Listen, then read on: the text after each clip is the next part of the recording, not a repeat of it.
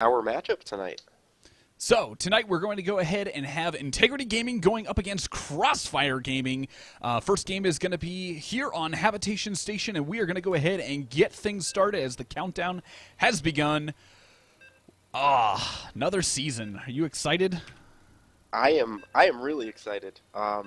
Really high-level play, and this is kind of one of the really cool aspects, I think, of the esports community as a whole, but particularly Starcraft 2, where you get these kind of opportunities for players who aren't necessarily professional players like, that we saw at Lone Star Clash, for example, this weekend, or that you saw casting the No Dice Invitational, but they still get an opportunity to play for something meaningful. Yeah. So, game is going to be starting here very, very shortly as Vies gets into things. And...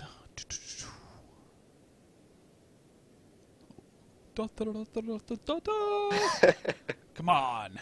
Here we go. Good evening, ladies and gentlemen, and welcome to the Thunderdog eSports Season 3, Week Number 1. Spotting in the upper right-hand corner here on Habitation Station for Crossfire Gaming. It is going to be in the red trunks, Vies. And in the top left-hand corner on Habitation Station for Imperative Gaming, the blue Zerg, it is Sacrilege. Okay, we got a ZVZ to start things off. Should be relatively interesting. Actually, I don't think I saw any ZVZs on this map over last week. So let's see. It produces some interesting games, though. You always get the possibility of that. The 10 pool into Sport Crawler rush? Ah, yes, the wonderful. The cat's build, as it's called. Yeah, and then you've also got the opportunity. I don't know. I've seen a handful of games where our opponent takes their opponent's natural. Yes, and that one's quite epic. But anyways, well, I think it's one of the few maps left in the map pool that's a relatively close spawn 2-player map, right? Like all of those maps have kind of been eliminated, the Yansus and such. But it's one of those few maps where I guess previous season builds are still pretty viable. Yeah, I definitely agree. They blooded over from last season, so definitely, honestly, I don't think anybody. Which game was that? It was Scarlet versus someone or other where you Bomber. A Bomber. Yes, that was in the it. Red Bull, was it the Red Bull Invitation? Oh, the most epic game for those. That was like the world's introduction to Habitation Station, and of course, it's like the best game that's ever been played on it in like the first weekend the map was ever out. Yeah, so definitely, no comparison. It's all been downhill from there, right? Yeah. So, anyways.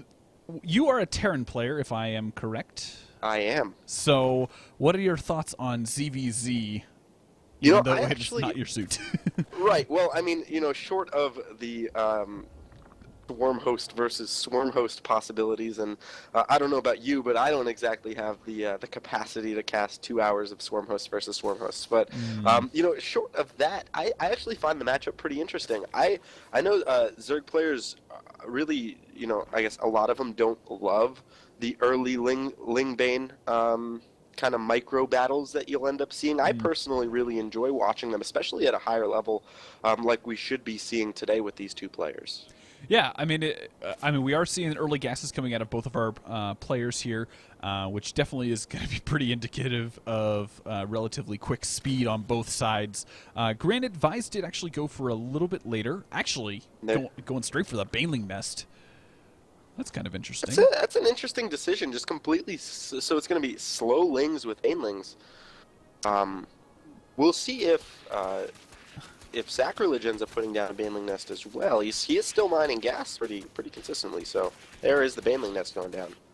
Yeah, I mean, it's just kind of a little bit difference in their build orders, but I think overall, I think Sacrilege is going to be in a way better position just because he's got the mobility to be aggressive if he so chooses, and you really don't see many people going for the Baneling Nest first. It's just kind of really odd.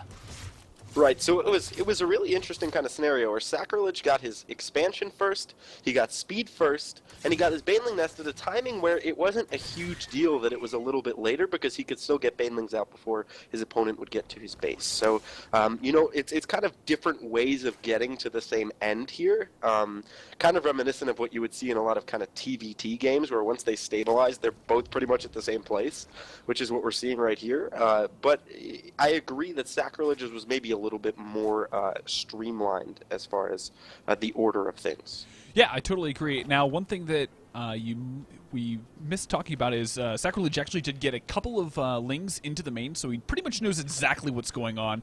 He scouted the Baneling Nest, scouted that the gas was still mining, which he was probably a little curious about because a lot of times you'll see only like 1 or 2 drones in the gas once you've hit, you know, once you've gotten your Baneling Nest, and speed is kind of on the way. So kind of an interesting little scout off there by him.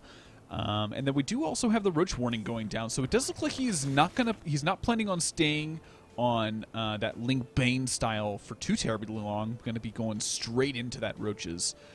Yeah, I think we saw a very clear kind of differentiation in build order between these two players almost at exactly the same time. We saw the Roach Warren go down for Sacrilege, whereas Vies goes for Lair and takes the rest of his gases at both of his bases. So to me, that screams some sort of Mutalisk type play.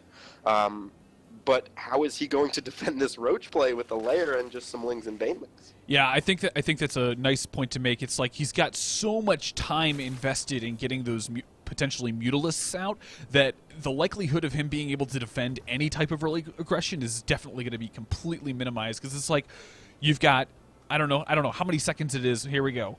It is 100 seconds for the Spire to go down. So it's like... Plus the build time of those mutas. I think this third base is certainly going to be canceled. Yeah, the third base is definitely... Oh, it's just canceled right there when he sees the roaches. Yeah, and he's also got... We got a whole bunch of Banes being morphed in and are definitely going to be able to push through into this natural. And honestly, I don't see this going very well for Vies.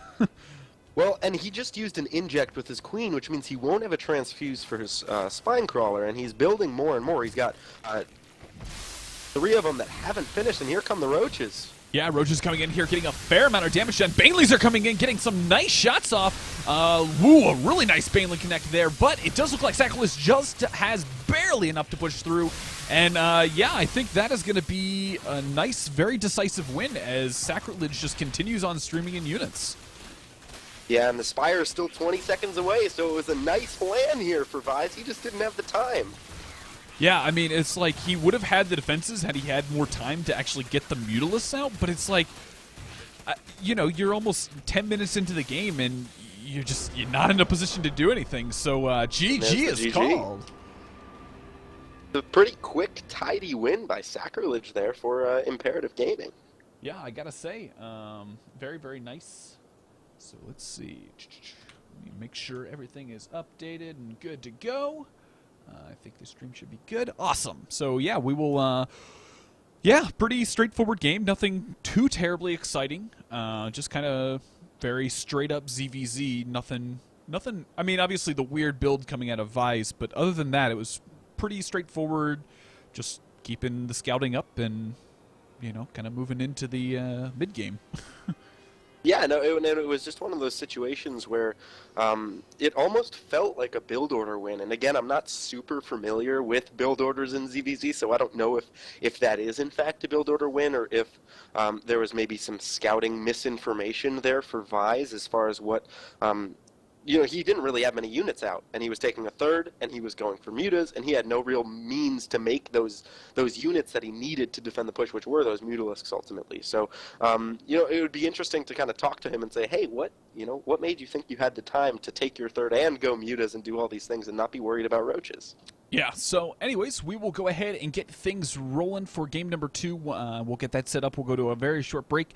And when we return, we will have Integrity Gaming versus Crossfire Gaming.